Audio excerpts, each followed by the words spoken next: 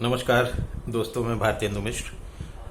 आज आपसे बात करूंगा पढ़ीस जी के बारे में। असल में पढ़ीस जी हमारे वो कवि हैं, अवधि के आधुनिक अवधि के सबसे बड़े कवि और पहले कवि माने जाते हैं। तो लेकिन इसके साथ साथ जितने वो प्रतिभाशील और संभावनाशील कवि हैं अवधि के, उतने ही बड़े वो हिंदी कहानियों के लेखक के रूप में भी हमारे सामने प्रकट होते हैं। लेकिन उनकी कहानियों को लेकर बहुत काम हुआ नहीं, लोगों ने काम किया नहीं।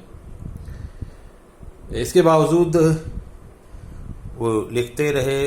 रामविलास शर्मा जी ने उनकी जो रचनावली संपादित की थी, तो उसमें उन्होंने उनकी कहानियों को भी सम्मिलित किया था। उनकी कहानियों के वैशिष्ट्य के बारे में बताते हुए रामविलास जी कहते हैं कि वो प्रेमचंद के समकालीन ही नहीं, कुछ जगहों पर कुछ स्थितियों में वो उनसे आगे के भी लेखक कथाकार नजर आते हैं। जिस तरह का दृश्य बंध उपस्थित करने की कला बलवंत प्रसाद दीक्षित पढ़ीस जी के पास है हिंदी कहानी में, तो उस समय तक शायद ऐसे प्रयोग या ऐसी लेखनी देखी नहीं गई थी। तो ये सत्य लगता है, प्रतीत होता है। 7-8 कहानियां हैं उनकी, और उनका जो कहानी संग्रह है ला मजहब के नाम से 1939 में पटना से सबसे पहले प्रकाशित हुआ। फिर सन 40-42 में संभवतः उसका दूसरा संस्करण भी प्रकाशित हुआ। तो बहरहाल आज मैं बात करूंगा कि पढ़ीस जी ने सबसे पहले जो ट्रांसजेंडर को लेकर के कहानी लिखी है। आजकल बहुत ट्रांसजेंडर पर हमारे साहित्यकार रचनाकार काम कर रहे हैं, और खुद ट्रांसजेंडर लोग भी कुछ इस तरह सजग हुए हैं। उनके अधिकारों की बात हम लोग कर रहे हैं। लेकिन हम देखते हैं कि पढ़ीस जी उस समय उनके 39 में, माने 1939 में उनका ये एक छोटी सी कहानी है, चमेली जान। तो चमेली जान के शीर्षक से ये कहानी उन दिनों प्रकाशित हुई, और उसको प्रकाशित करने वाले कौन थे? वो थे पंडित अमृतलाल नागर। और नागर जी उन दिनों एक साप्ताहिक अखबार संपादित करते थे जिसका शीर्षक था चकल्लस। तो उनमें दोनों में बड़ी मित्रता थी। निराला जी और ये सब लोग वहीं लखनऊ में थे, उन दिनों की बात है। तो चकल्लस में एक ये छोटी सी कहानी नागर जी ने इसको शामिल किया था, प्रकाशित किया था। ये 1939 की बात है, और वर्ष एक अंक 19 पृष्ठ 13 से 14 तक में ये वहां पर प्रकाशित हुई, ऐसी सूचना मिलती है उनकी रचनावली से। तो आज मैं आपके सामने दोस्तों को प्रस्तुत करना चाहता हूं कि वो चमेली जान जो पहली ट्रांसजेंडर को ध्यान में रखकर लिखी गई कहानी है, हिंदी की पहली कहानी कहा जाए।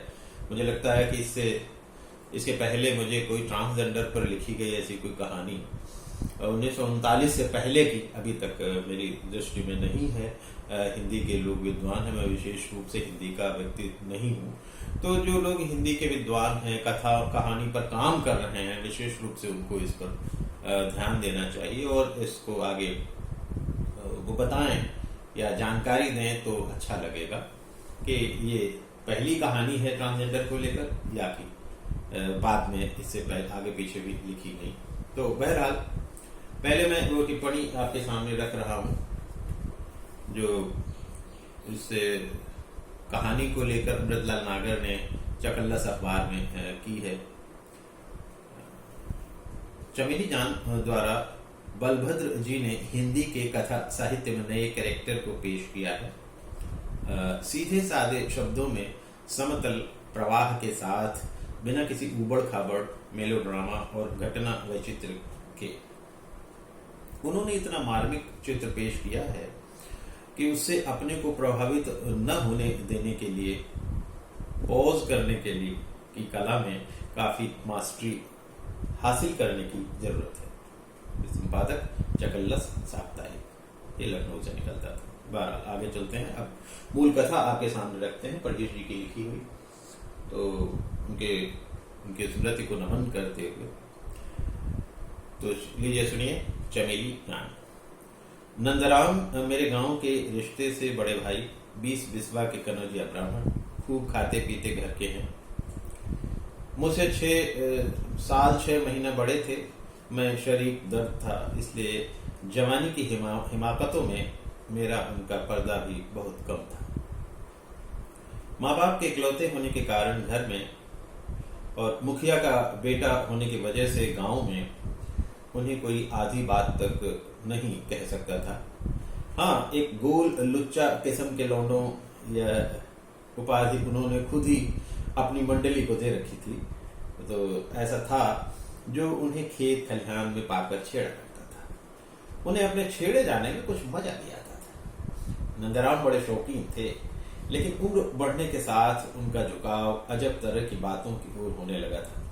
मैनचेस्टर की मखमली पाठ मलमली चुनी हुई धोती पहनकर आधा सिर पर डाल लेते। किशोर से अधिक उन्हें किशोरी की तरह चलना पसंद आने लगा था।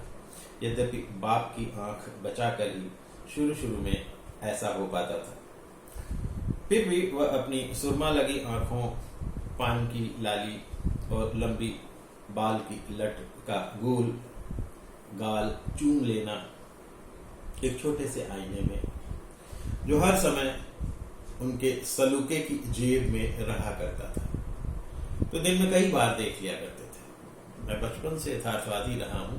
नंदराम का जब पहले ब्याह करने वाले आए तो मैंने उन्हें लड़के की मनोवृत्ति समझा दी।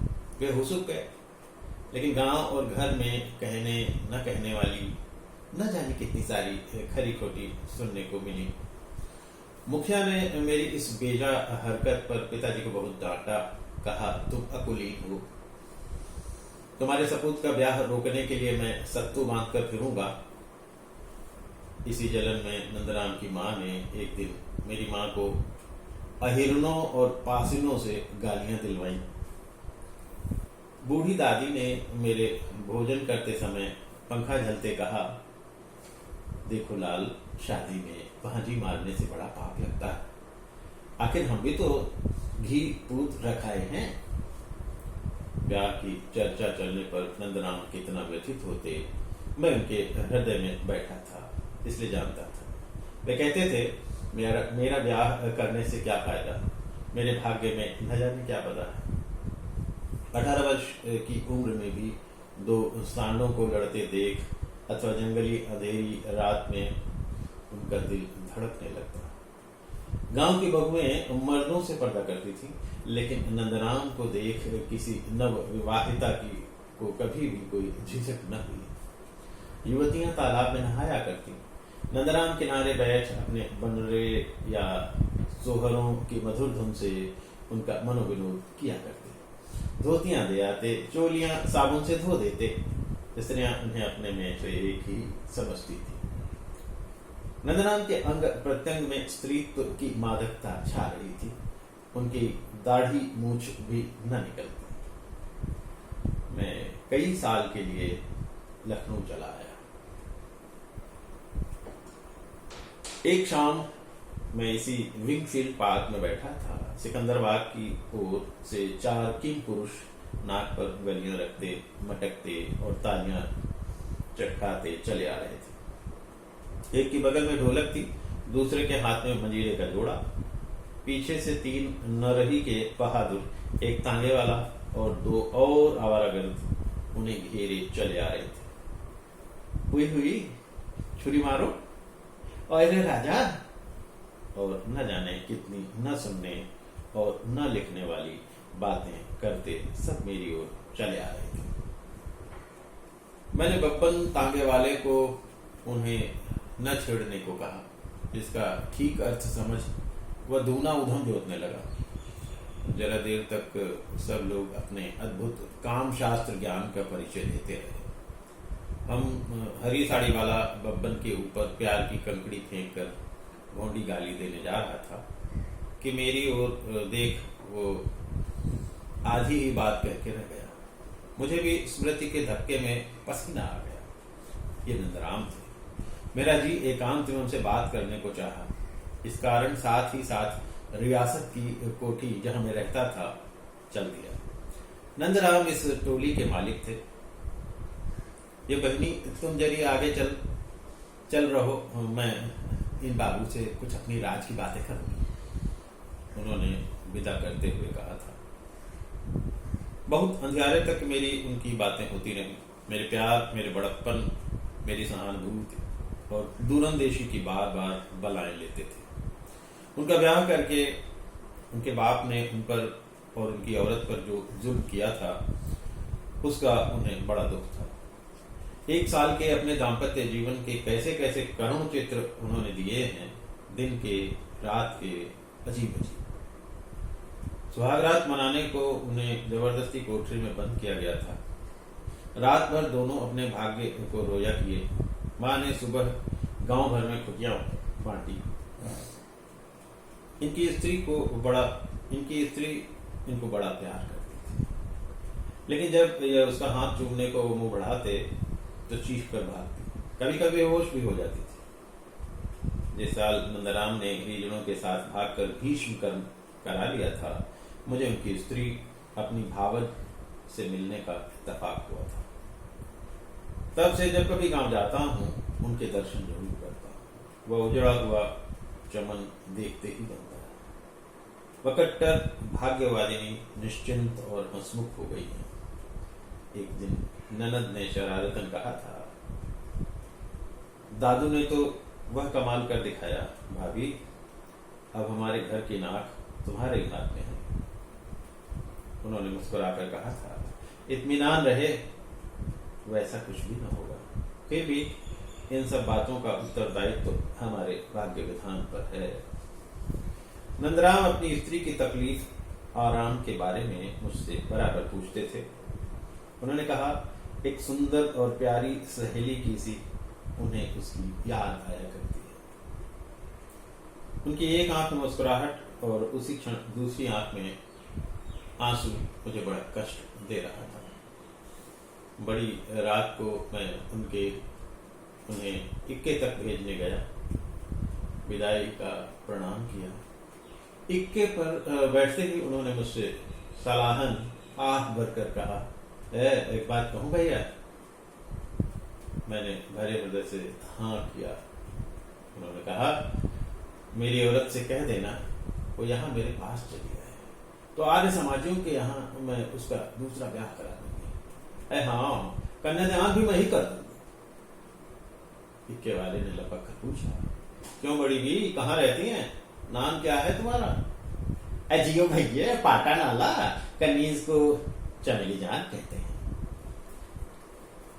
तो दोस्तों, ये थी कहानी जो मैंने आपके सामने प्रस्तुत की। चमेली जान पहली ट्रांसजेंडर पर लिखी गई कहानी है। आपको कैसा लगी, कि किस तरह से इसका फीडबैक आप देंगे, ये आपके ऊपर तय करता है। और अगर अच्छा लगता है तो आप सब्सक्राइब करें, शेयर करें, और ख़ास तौर से उन विद्यार्थियों को, उन लोगों के लिए जो इस कहानी पर काम कर रहे हैं, उन शोधार्थियों के लिए ये मैंने तैयार किया है। तो बहुत बहुत धन्यवाद आपका। नमस्कार। और इसी के साथ मैं आपसे विदा लेना चाहूँगा, पढ़ीस जी को स्मरण करते हुए। नमस्कार।